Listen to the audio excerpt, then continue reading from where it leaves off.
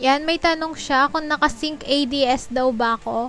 Kasi kapag siya yung gumagamit is hindi niya makita yung kalaban. Ang sagot dyan is yes, kasi nakasunayan ko na po na i-on talaga yung ADS ko.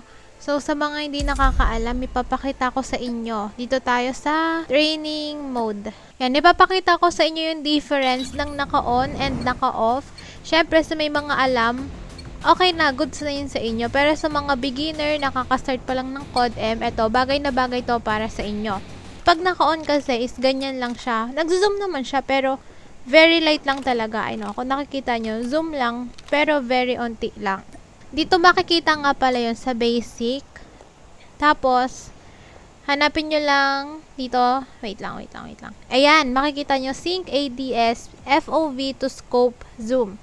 So, naka-on siya. Ganon siya kapag naka-on. So, i-off natin. Kapag ni-off ko, ganito yung mangyayari. 'Di ba? Sobrang tanaw mo talaga yung kalaban. Imagine mo, nandun yung kalaban, tapos nag-ADS ka. Tanaw mo. Kaya nagtatanong yung iba kung bakit naka-on yung akin. Nakasanayan ko na kasi kapag naka-shotgun ka, tapos mag-rush ka, katabi, as in, kunyari, katabi mo na yung kalaban, 'di ba? Kapag ano mo, sobrang zoom na. So, hindi mo na siya matutok. Ano ko lang yun, own opinion ko lang naman yun. Syempre, iba-iba pa rin naman tayo ng paggamit ng shotgun and ng mga guns. So, ganito ko maglaro. Kunyari, pag naka-on na siya, is makikita ko pa rin siya kahit nag-rush ako, kita ko pa din siya. Compare off, kapag ni-zoom ko, tutok na sa kanya. And hindi na ako makakabuelo kasi sobrang zoom na siya. Ayan lang naman guys, yung pinagkaiba ng on and off. Ganyan yung point of view kapag sa shotgun. Ganito naman yung point of view kapag sa mga rat-rat. Kunyari, itong Mac 10. Ganun din, same. Nagzo-zoom talaga siya ng bongga. Kita nyo? 'Di ba? Kita nyo? Kaya comment down below anong mas bet nyo kung naka-on or off. So, let's go. Mag-content na muna tayo bago matapos tong tutorial.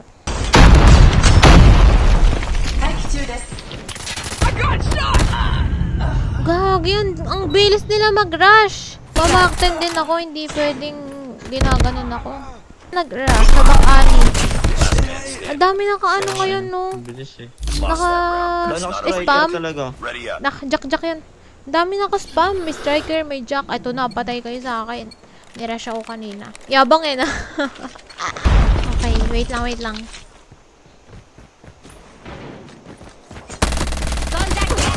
One down na ako sa wakas. Bawi-bawi na rin. Sniper, down. 2 down sa wakas. Bawi-bawi na talaga. Baka nila sila. Ito yung rusher. Score check. 3, 2, 1, 0. Kaya yan. Comeback yan. 0-4. Score. Okay. Yun lang. Wala na. Banado na. Hindi yan. Dito pa ako. Wait lang. Nasa ano? Hotel? Dalawa. Lunch. Uy! Yun, wallbang. Wallbang ako. Siyempre, mag-shoutout muna tayo. Shoutout sa'yo, Andy T. Ayun. Hi kay Soft Girl ulit. Shoutout kay Belen. Hi kay Julian Daroy. Shoutout kay Yexel Haryencio. Hi kay Patrick John Case Lozano. Shoutout kay Lester Macchiato. Hi kay Al Christian Beratio at kay Razen. Ayun lang guys. Thanks for watching and don't forget to subscribe. Comment down below kung may gusto pa kayong malaman.